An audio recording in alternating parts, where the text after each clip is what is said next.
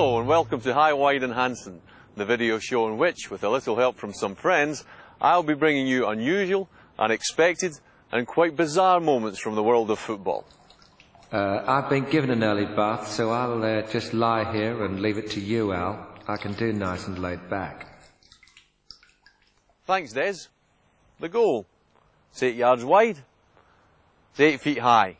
You wouldn't believe that such a small target could cause so many problems. But as you're about to see in the first of our sequences, it's a magnet for some crazy moments.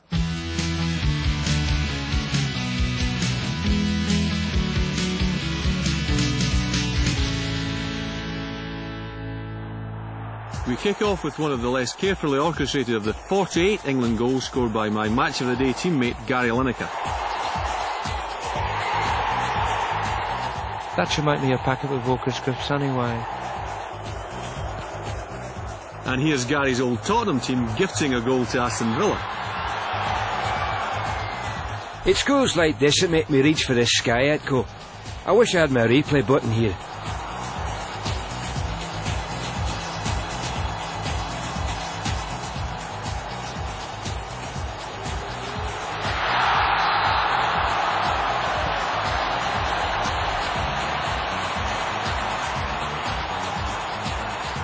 Oh dear, I don't think that pass by Chelsea's Craig Burley was quite intended for David Beckham.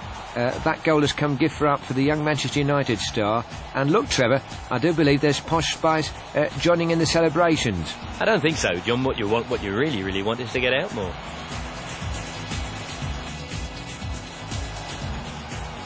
It was not always this easy for a Leeds and England goal-scoring master from the 70s.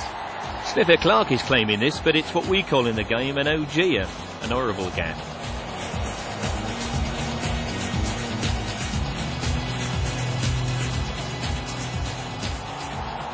My old Liverpool teammates could not believe this goal against Leeds. And neither could Gordon Strachan. I suppose I'm going to be sent to Coventry then. But the luck was with Leeds in the 1970 FA Cup final against Chelsea on a mud heap of a Wembley pitch. But we'll see what you can achieve when you eat up all your shredded wheat.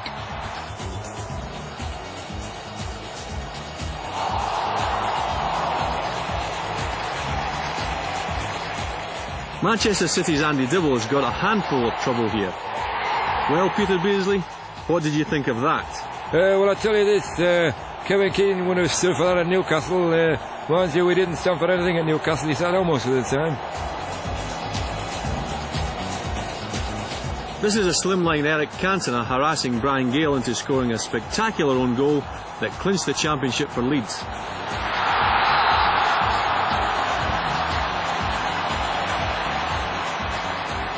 Paul, do you think I'll get goal of the month with that, cracker?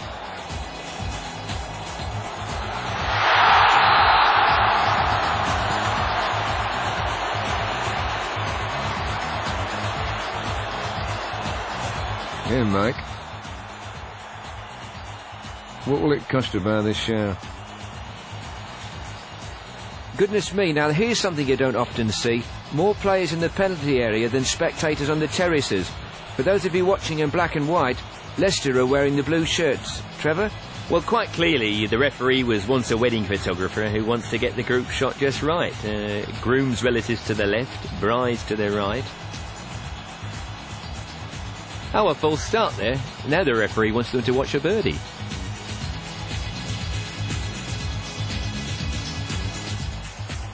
Sorry, got to interrupt you there, Trevor. A back heel and Frank Worthington has squeezed the ball through a forest of legs and into the net. And it's definitely first blood to Worthington. Mind the air, ducky. I've told Frank time and again, Dom, that he should use arm in the airspray. Here are Tottenham, hopelessly lost on an excursion into Europe.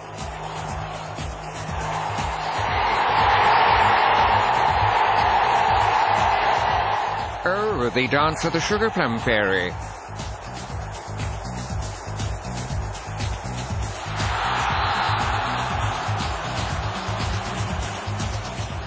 Call that a celebration? No, this is a celebration, Watford style.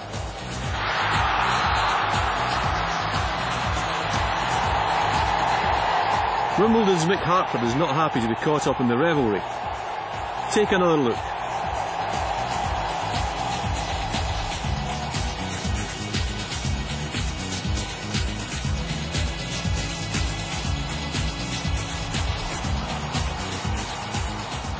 And here's a quacking celebration by the Aylesbury Ducklings.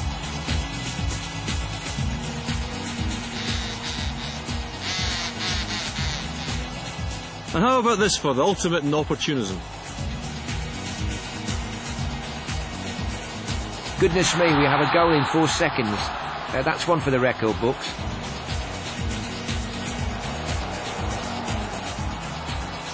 Just keep watching and you'll see this gives a whole new meaning to the healing process.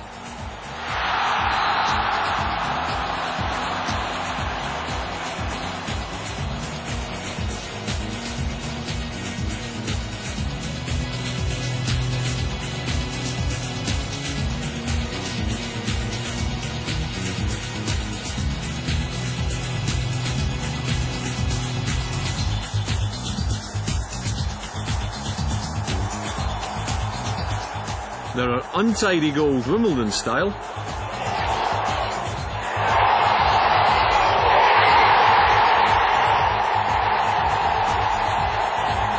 And there are tidy goals made in Manchester.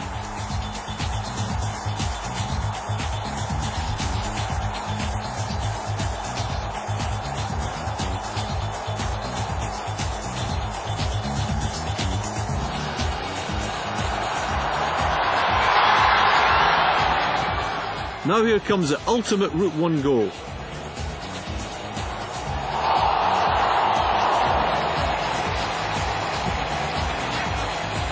I saw their keeper off the line, so a shot.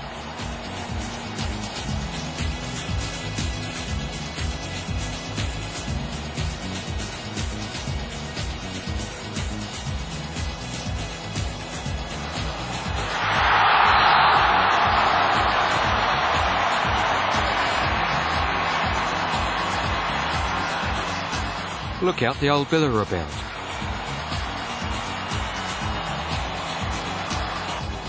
Now, what on earth is the goalkeeper doing? He's going past one man, he's past two, he's past three, he's opened his legs and is showing his class out on the wing. Obviously he won't try to shoot from out there. He has! And he's scored! Quite extraordinary!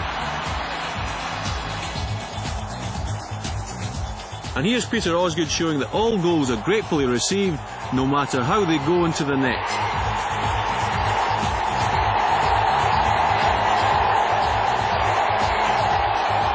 They don't play the game like they used to. They've got so many overseas players at Chelsea now that they'll soon be called the Foreign Legion pensioners. Keep the noise down, Nobby's trying to sleep. He's learned that from our laid-back manager who'll do it. Nobody knows why, but there's something about trying to keep the ball out of the net that seems to send goalkeepers just a little soft in the head. Here's some evidence to support the old saying that all goalkeepers, they're crazy.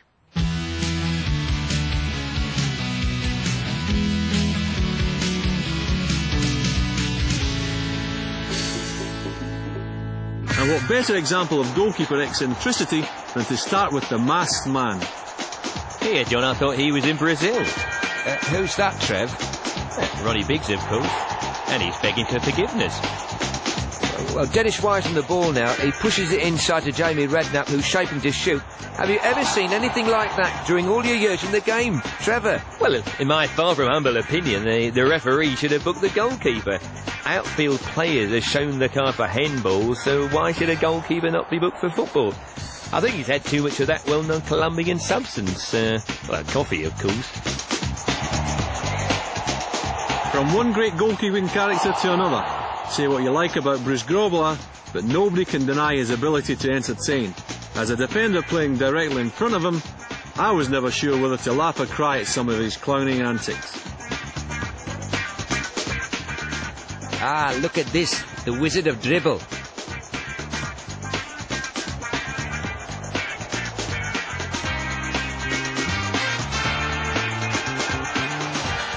Referee, I'm entitled to have my manicurist on. Look at the state of my nails. Now here are some skeletons from a lot of goalkeeping cupboards, starting with Gary's slow dive spray, and continuing with a procession of goalkeepers unkindly labelled Cinderellas because they're late for the ball.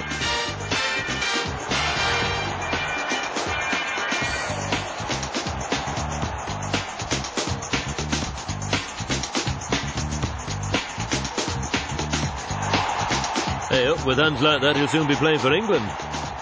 Then the slips. Well, Ray Wilkins, what can you say about that? Not a lot, Al. It looks to me as if it's been tangoed.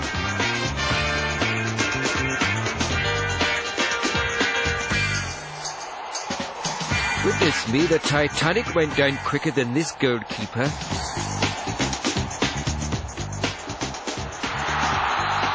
What do you think of that then, Kevin Keegan? That was diabolical, and I know all about diabolical. Did you ever hear my record Head Over Heels in Love?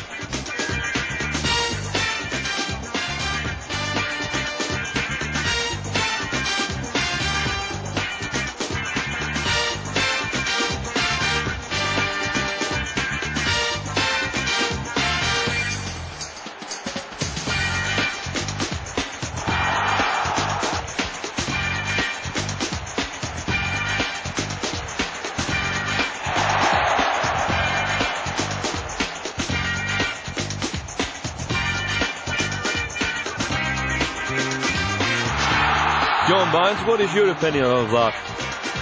I have to say that they're the scrubbiest footballers I've ever seen. Why can't they get some style and show some fashion sense?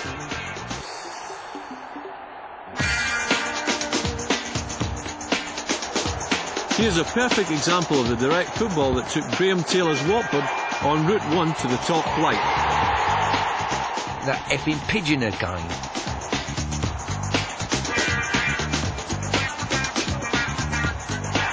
What's your opinion of that, Big Jack? But I've not seen so many balls dropped since watching England play Australia in the last summer's Test series. These goalkeepers are slow. They keep going down in instalments. Now, who would give a girl away like this? Over to you, Dave, here. Well, this is surely a case of hello, good evening, and good night.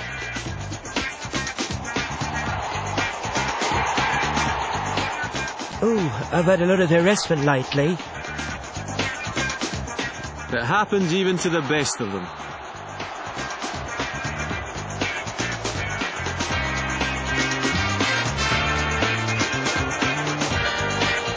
This is the great Pat Jennings feeling sorry for himself.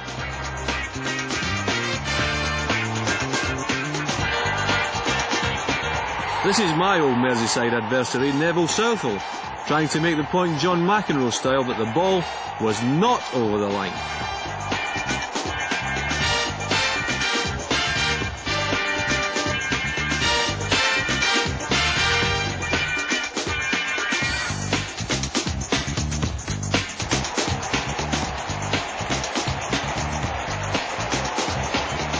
Hey, you can't do that, it's my ball. This is the Forest keeper waiting for a delivery.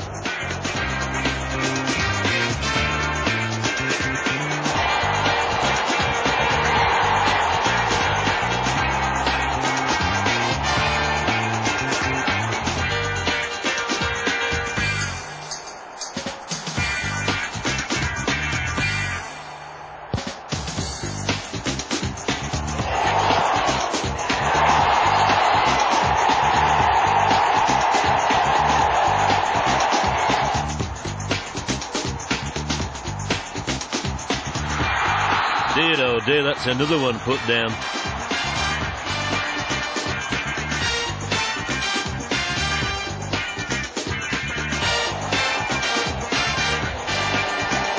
Brazil have England at 6s and 7s. The goalkeeper is stranded, but Stuart Pearce has dived to the rescue. Trevor? I think Brazil wearing blue shirts has made the England defenders colourblind. The Brazilians are claiming that it was handball, but I don't think Pearce would try to do a Diego Maradona, do you?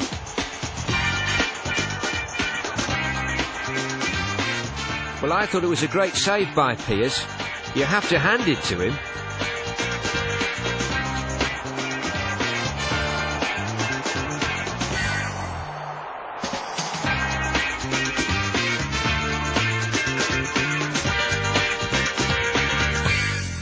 The dressing room, that haven of peace and quiet where a player can collect his thoughts and concentrate on his contribution to the game.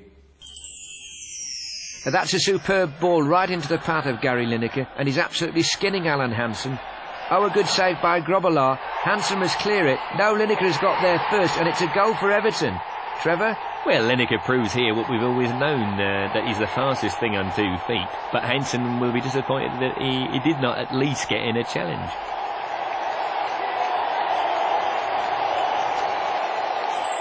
Call yourself a defender. I've seen Milk turn faster. You were supposed to be marking Lineker, not acting as his escort.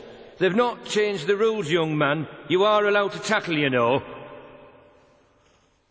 It's here in the dressing room that team spirit is forged. To be successful at any level in football, good team spirit is imperative. When the players cross the white line on a Saturday at 3 o'clock, 2 things are vital. 1, the players must be able to rely on each other. And 2, it's vitally important that players and managers get along with each other.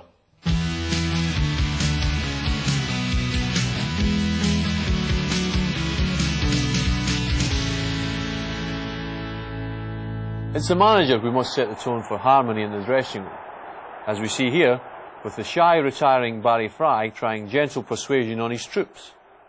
Chef, well done, mate. Positive, coming out, punching it, coming out, getting down to it, well played. Brilliant, chef. Hopeless. Hopeless as a defender, hopeless as an attacker. 3 times, if I was Big Mark 4 and I'd smack you on the fucking nose. Do you know why? Because I've run 70 yards up front for a long throw and you threw it to Harry and we it up between us. 3 times. 3 times. We got a giant, why don't you get it in there? He smashed you. You're allowing him 3 headers here, 3 headers there. Jump with him, I want you to jump with him. We're doing stupid things in stupid situations. Foxy goal back door. Where was you? Left back. Again, left back. Geezer, you never left back, you've gone up his arse. Get the man. He's supposed to stop the outside right, not play handball with you. He don't want it handheld. Get out there and do your own job. Who's ball is spinning off? You do your job and let other people worry about them. You do your own. You let us down Saturday. Down again today. Defend the back post. 28 goals you've cost because of that. You off. You off. You got to do your own jobs. Don't bother about other people's. Do your own first. All of us, get out there in 45 minutes. Come on, we've had enough chances to win any game. Keep being positive. Barry would be considered a shrinking violet here in the Orient dressing room, where you can measure the tension on the Richter scale. So you little when I tell you to do something, and you big when I tell you to do something, do it. And if you come back at me, we'll have a right sort out in here. Alright? And you can pair up if you like, and you can pick someone else to help you, and you can bring your dinner. Because by the time I'm finished with you, you'll need it. Do you hear what I'm saying or not? You see me in the morning. You're a disgrace. That technical shit. It's down to this. It's down to this. I can hear a man in there with a voice like mine Monday. It means something to him.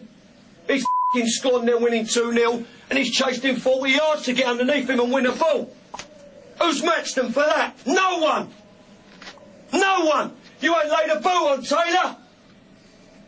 I said to you at least affect his control. I've affected him. He's 35.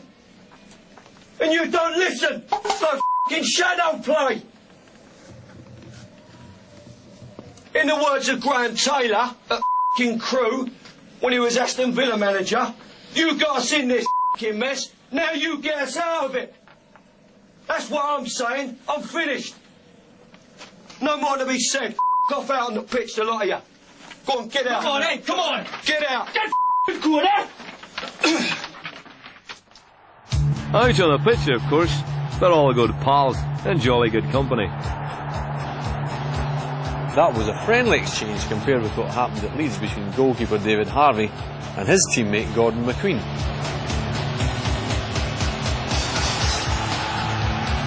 And it's Harvey coming out of the red corner. Oh, and what a right cross by McQueen. The referee has stopped the fight, and now he's talking to both fighters.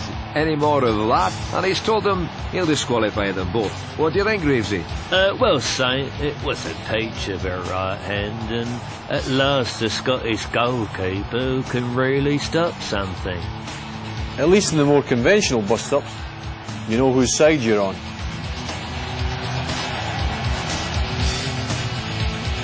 Dave Bessie, he's a good strong boy, and if he catches him, he'll give him a real old Emery.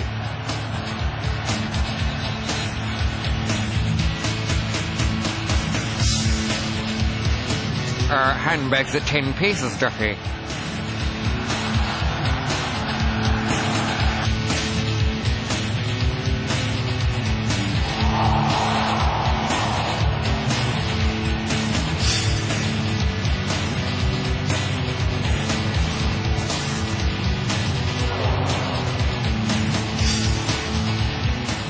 Gordon Strachan is always totally involved, whether on the receiving end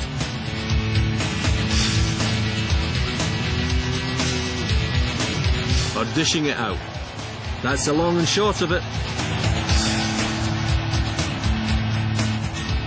Look how quickly a game of football can develop into a karate competition.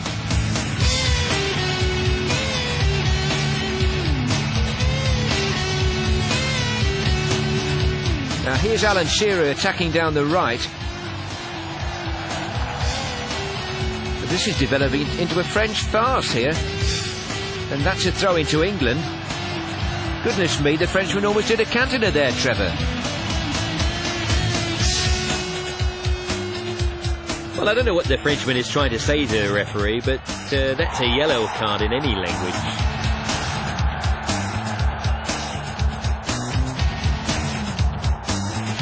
Ouch. I'd have to say that's very, very naughty of him.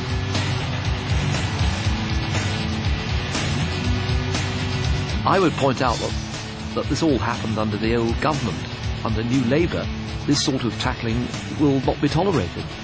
I will tell Tony Banks, to bring in somebody who can take firm action. Oh yes, I suppose he'll give the job to David Bite-Your-Legs Mellor. Oh, be fair, ref, I only gave him a little nudge. Hey, come here, Mr. Jones.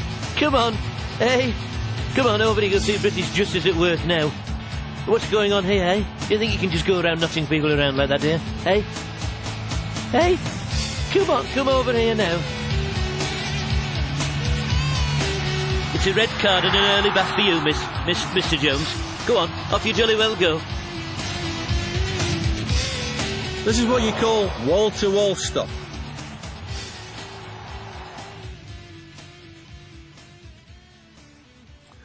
The referee is arguably the most important man in football. Well, he certainly thinks so anyway. The best referees are hardly seen or heard. It's definitely the most thankless task in the game. When things are going right, nobody gives them any credit. But if things go wrong, it's a poor old ref who invariably gets it in the neck.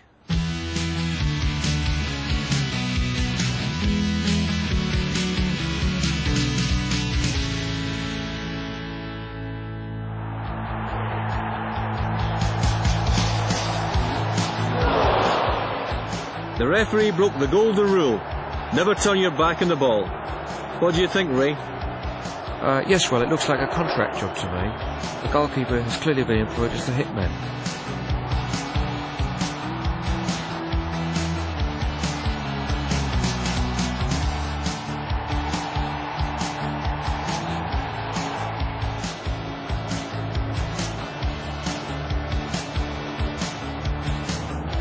Listen, Flag, if you don't behave, we'll send you for an early bath. Who'd be a referee? You're handling an FA Cup final, and in the opening minutes Kevin Moran unleashes a tackle like this. What would you have done in the ref's boots? Peter Willis had no hesitation in making Kevin Moran the first player sent off in an FA Cup final at Wembley.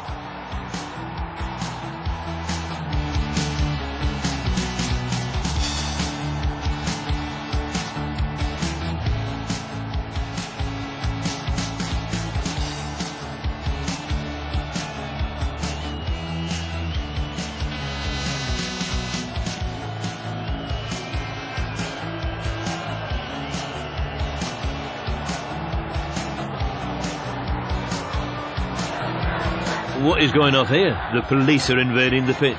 My dear old thing, this is just not cricket.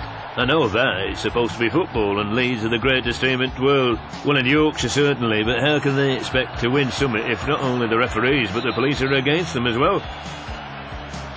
Mark McGee on the Wolves bench suggests that the referee needs the glasses more than he does. I played in the era when you could pass the ball back to the keeper. The new rules make it all much more efficient, but a lot of the fun has been taken out of the game for spectators. Here are a collection of daft goals, the like of which you are unlikely to ever see scored again.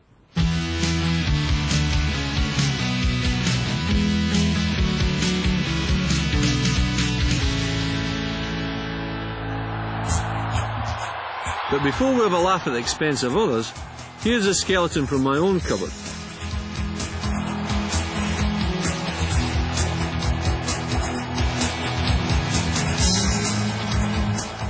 Oh, I can't believe I did that.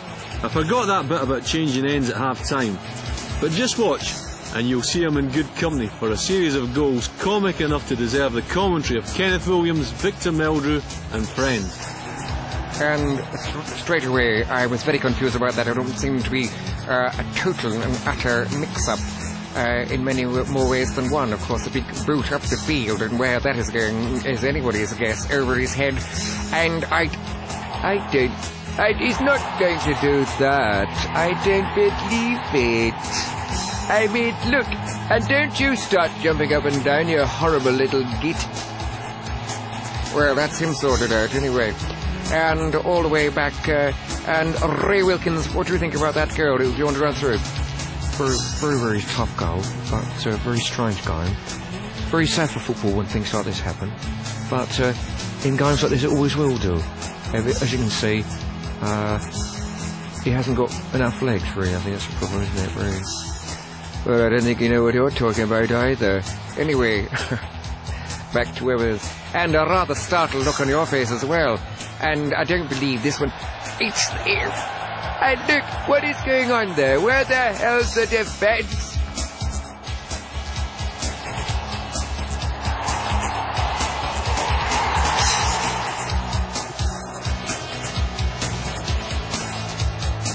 Here's another gift. This defence should become a registered charity.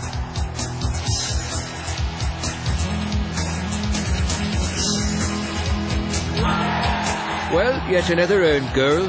Why in heaven's name does somebody not teach these Arsenal players which net they have to put the ball in? Well, Greavesy, give us your verdict on that. I've never seen so much rubbish on a football pitch in all my life. This lot prove it's not such a funny game after all. God, I don't believe... Look, there's another one. Who's in charge in there? Well, nobody seems to be in charge at all. That's the trouble. There's no point Mr. Whelan rubbing his hands thinking, oh, it's got nothing to do with me, because it's got a lot to do with you, I can tell you now. And a lot to do with a lot of other people as well. And what do you think, Keegan? You're sitting there doing nothing. What would you do? Yeah, it's really bad in it, you know, but it's a great game, but if I was a manager, I'd be upset. Yes, he'd be upset. Oh, look! I can't... What's he been doing there? All he seems to do is smell the inside of the net and put it in. Doomed, we're all doomed. Alongside me here, Osvaldo Adelia, do you think there's something you can do about this? I think that we see it's a problem for the team, and I think that Mr. Dixon... Yes, Dixon. More like Dixon of Duck Green there, wasn't it? Look at that. Into the back of the net. Yes, well, it's no point of really getting emotional about it. More and more things seem to be going wrong here. And if you were in charge of this, what would you do, Ray? Well, it's a very good goal.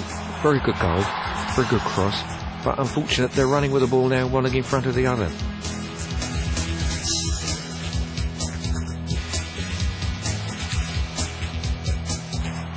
What's Hoddle doing? He's aiming at Hutchinson's head. It's a brilliant in-off goal. Well, here we are. Another boring game, and then suddenly, God, I suppose he's going to try and kick this one away, but 30... I don't believe it. 30 yards out, and he scores in his own bloody net. Look, what is going on out there? I mean, he's unbelievable. I just can't believe that at all, Ray. We're back out to give away.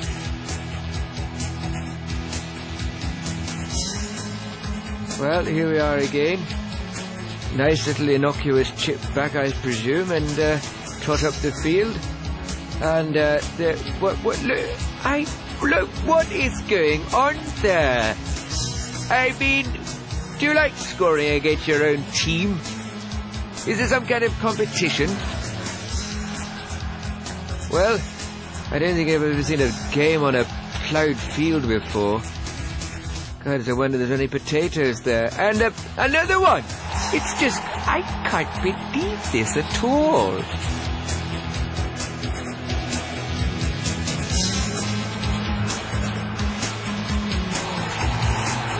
What on earth is Tony Adams thinking of?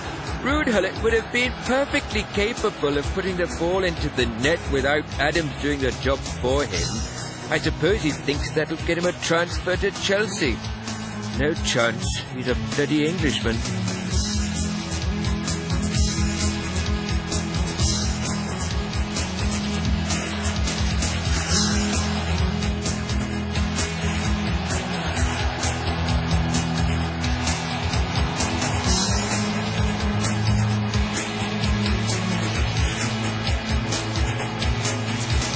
This is England goalkeeper Chris Woods making a drama out of a crisis in the words of Corporal Jones. Don't panic, Mr. Meldrew, don't panic. Missing an easy chance can be just as embarrassing as putting the ball in your own net. Just ask Jeff Thomas.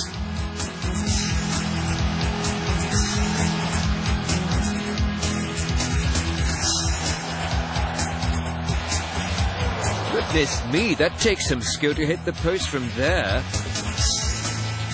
Now for some misses that Victor Meldrew would be sure to call unbelievable.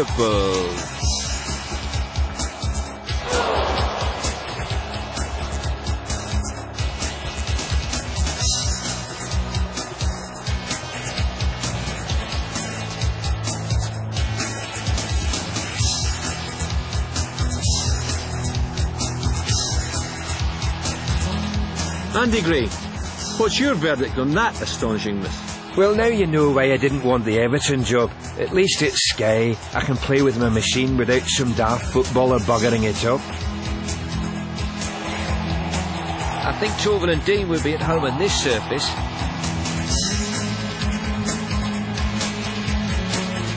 And here are a series of misses Celtic style.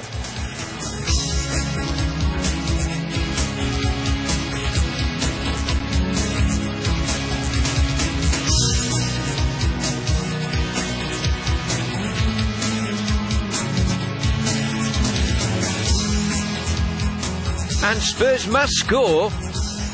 Oh no, they bloody well mustn't. I don't believe it. 12 small steps for man, but a giant challenge for penalty takers. If you ask me to take one, I'd definitely have a nosebleed.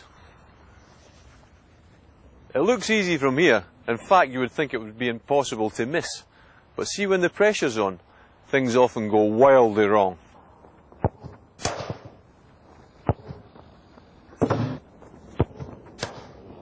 Pick that one out.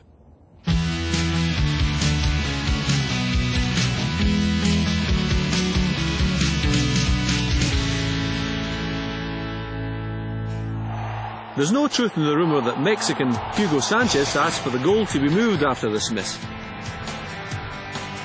Gary Lineker needed to score from this penalty to equal Bobby Charlton's all-time England goal-scoring record. But it was not to be. Here's a future England manager, Glenn Hoddle, showing how it should be done. Then again, maybe not.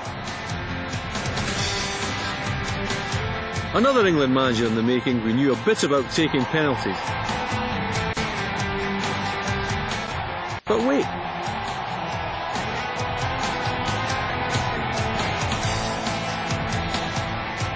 I bet Eltel wishes that Gareth Southgate had got a second goal.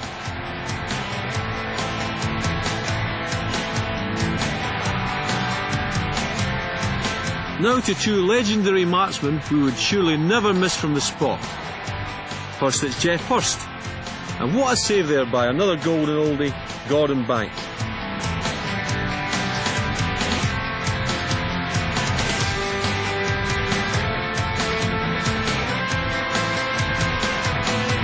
And here's Leeds hotshot Peter Lorimer against Wimbledon goalkeeper Dickie Guy.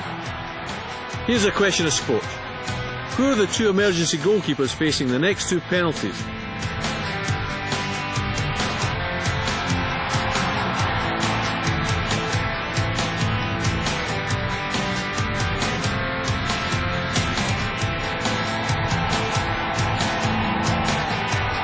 Number 1 was old West Ham and England maestro Bobby Moore. And number 2, Manchester City striker Niall Quinn.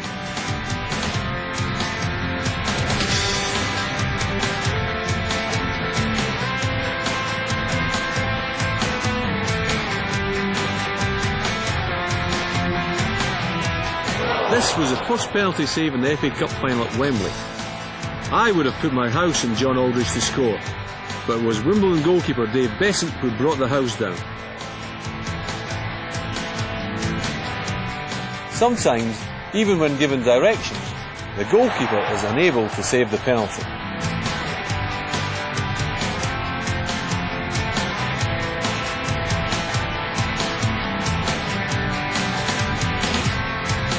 Just occasionally, the penalty spot can be a bridge too far.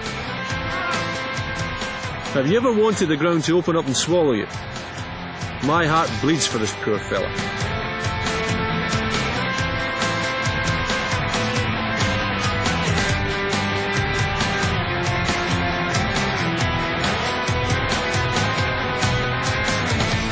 This is where the managers and coaches sit and suffer, the punishment pit.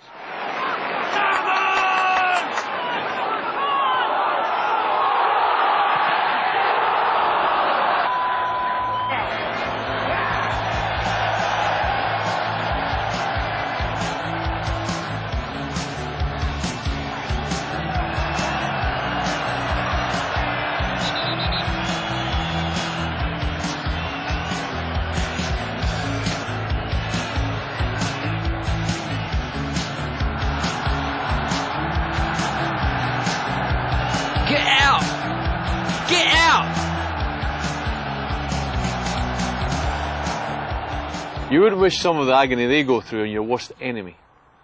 Thanks to the great comical voice of sport Kevin Connelly, we've got a fair idea of what goes on through their minds.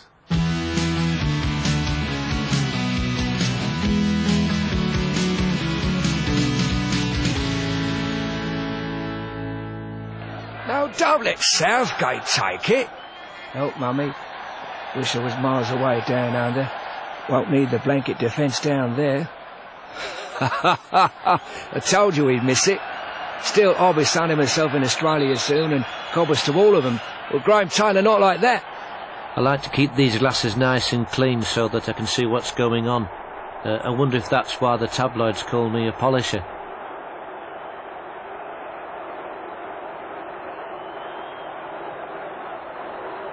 Ah, thank you. Do I not like that? These are my winnings. I bet that Elton John will grow a new head of hair. Oi, you lot over there. Come on. Sing.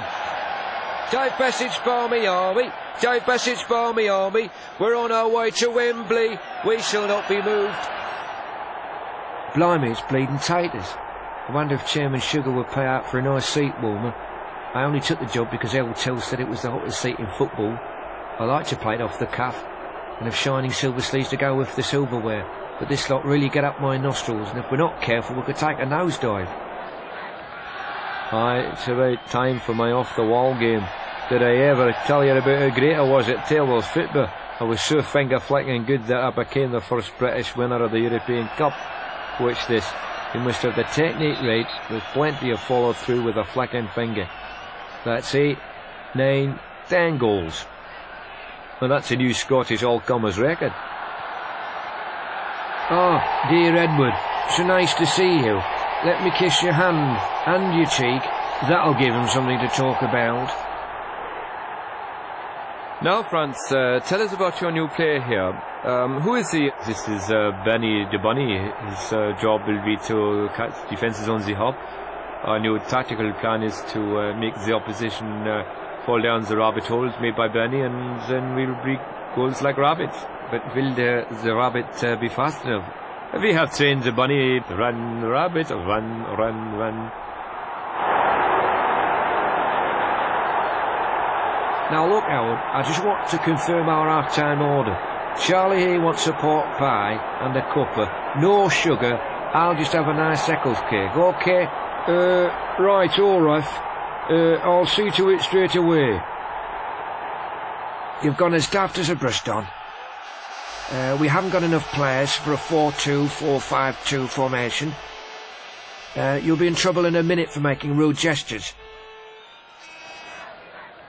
How did you say we get to Scrabs, boss?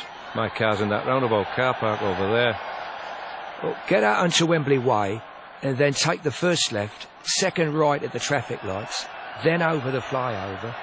Follow the signs for the West End, but whatever you do, don't do a left or you'll go miles out of your way because of the roadworks. Just keep heading for West London.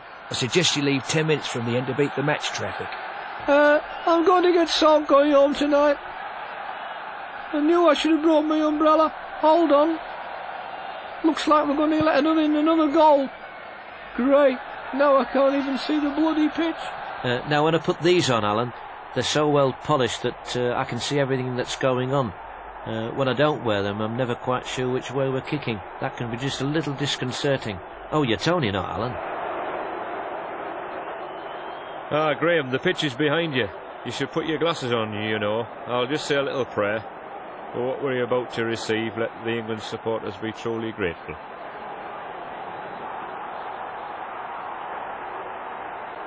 Ah, there's the pitch.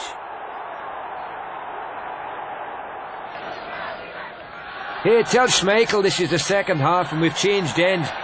He should be doing this end. Stop thief! What's up, young man? He's run off with our bucket and sponge, boss. Hey, bring our bucket back. I need something to spit into, you rat.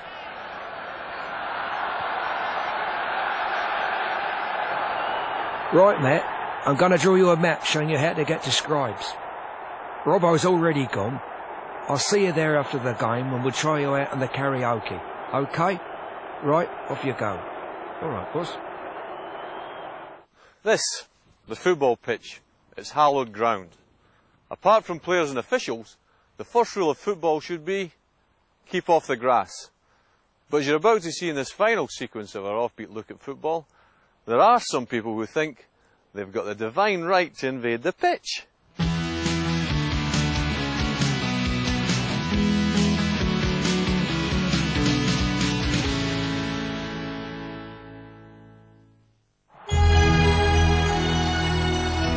Hey, what do you think you're doing? Come on, this is not a circus. Who are you? Poland's goalkeeper going back to haunt me? Just keep going, pal, or I'll be juggling with your balls. I've been dealing with clowns like you all my life, but they're usually in the boardroom.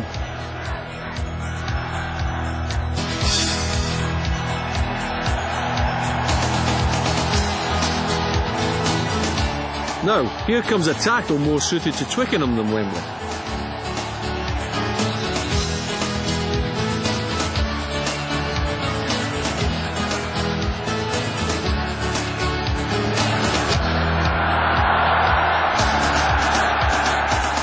My dear old thing, this is not cricket either.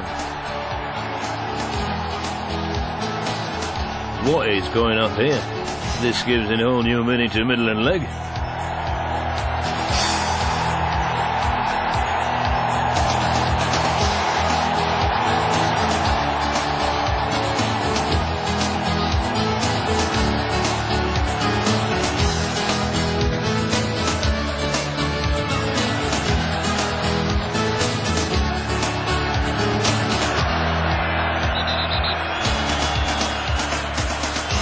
dear, oh dear, we're about to have privates on parade. We don't get this sort of thing at Lord's.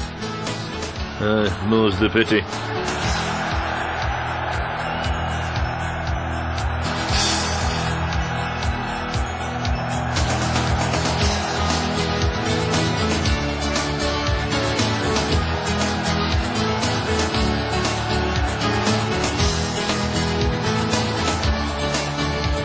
He's brought the bar down. This film seems to have been shot in the silent movie days, but it's certainly dramatic stuff. Well, you're right there, John. Well, incredible. He's pulled the bar down again, and the referee is going to send him off. He's going to the bar, no doubt.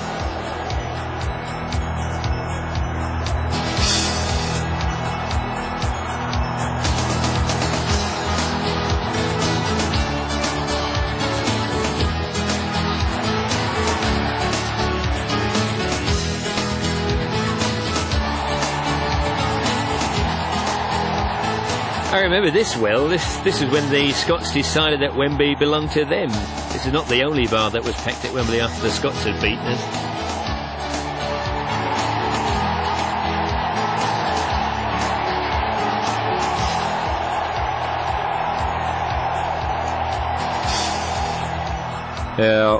Kevin Meldrew join me in a little boogie to brighten up the bleakness of a world in which carriage birds do not sing as sweetly as sardines following the trawler. All right then, kick the bloody ball and let's get on with the game. My old pal Kenny Dalglish is about to get an early bat.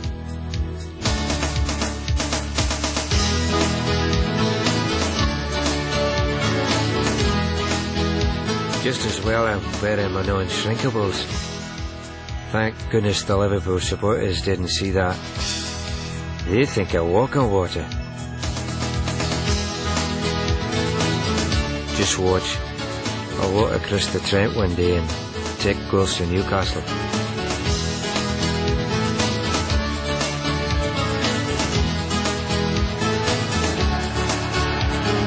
I would say this is a clear case of a linesman who has flipped.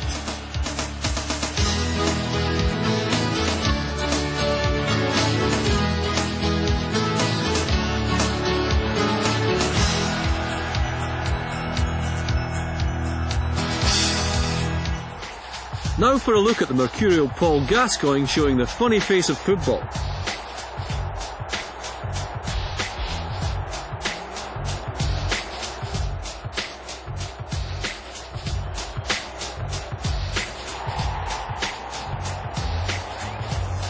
You should have a word with Des Latham, ref, about using right guard.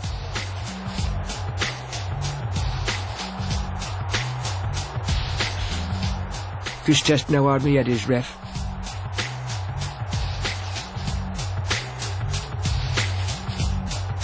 You're right, ref. I'm carrying a bit of weight, just here on the thigh. I may be as daft as a brush, but I'm a big innocent baby, really.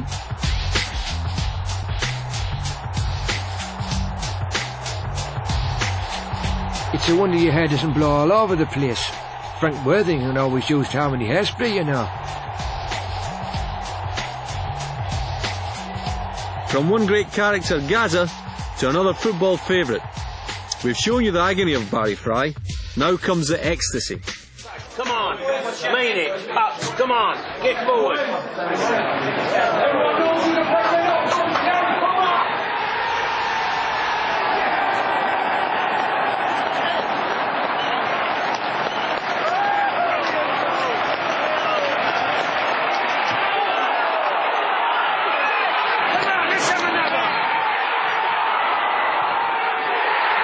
A goal.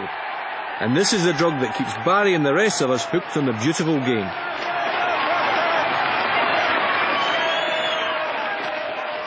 Well, that's our look at the funny side of football. Thanks very much for your company. I hope, like me, you've had a ball.